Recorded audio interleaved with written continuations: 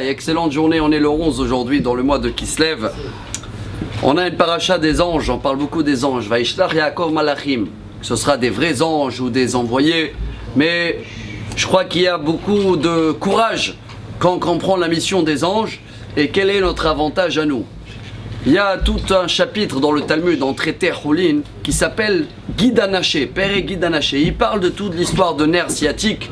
Nerf asiatique ou sciatique, on dit nerf sciatique. Et ça, c'est un sujet à part que chacun va étudier, qui est lié bien sûr à la paracha. Mais il y a l'histoire là-bas de l'ange que Yaakov il a attrapé. C'était l'ange d'Esav et il voulait pas le libérer. Et il a dit Shalecheni ki ala shachar. Il faut que tu me libères absolument, j'ai rendez-vous en haut. Et qu'est-ce qu'il dit Rashi? C'était le moment de cet ange-là. Bon, dans ce cas-là, c'était pas un bon ange. Il devait l'Omar Shira. C'était son moment de chanter en haut.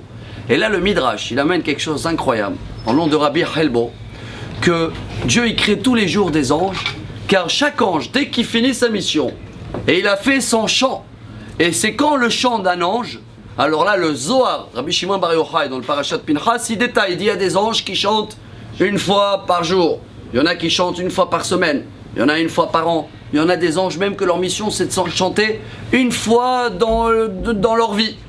Mais après, les anges ils disparaissent et Dieu il crée des nouveaux anges. Quel est l'avantage pour nous? On a raconté il y a 3 ou 4 ans l'histoire de l'éléphant, je sais pas, je l'ai appelé Dumbo, Jumbo, peu importe c'est quoi son histoire, mais il y a des éléphants jusqu'à aujourd'hui dans le safari. Vous allez les voir, ils sont attachés avec une petite ficelle et ils bougent pas. Il est là, maintenant quand tu le regardes, l'éléphant, s'il veut, il arrache pas seulement la ficelle, hein, il arrache tout le poteau et tout ce qu'il a, mais il bouge pas.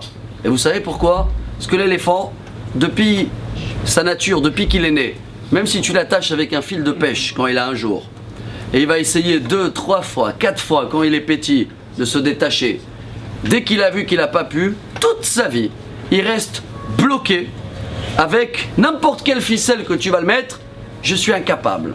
Le message d'aujourd'hui, Rabotai, on ne doit pas être des éléphants. On est encore plus fort que les anges, elle dit la Gemara.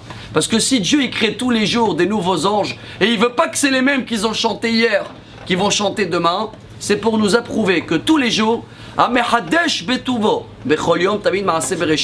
tous les jours, il y a une nouvelle mission en haut, des nouveaux chants. Et si quelqu'un il a échoué hier, chers amis, et il se lève le matin, et il croit toujours qu'il est incapable parce que hier j'ai pas réussi, et ben malheureusement, c'est comme Jumbo. Alors venez, on comprend l'avantage qu'on a par rapport à les anges. Venez, on se lève tous les matins avec des forces. Et même si hier ça n'a pas très bien marché, j'étais attaché, il y avait des nœuds. Tous les jours, il y a une nouveauté. Et la Gemara, elle termine en disant que nous, on est plus fort que les anges parce que nous, on peut faire une shira. Nous, on peut chanter tous les jours, toute la journée. 100 fois par jour, on remercie Dieu et on chante.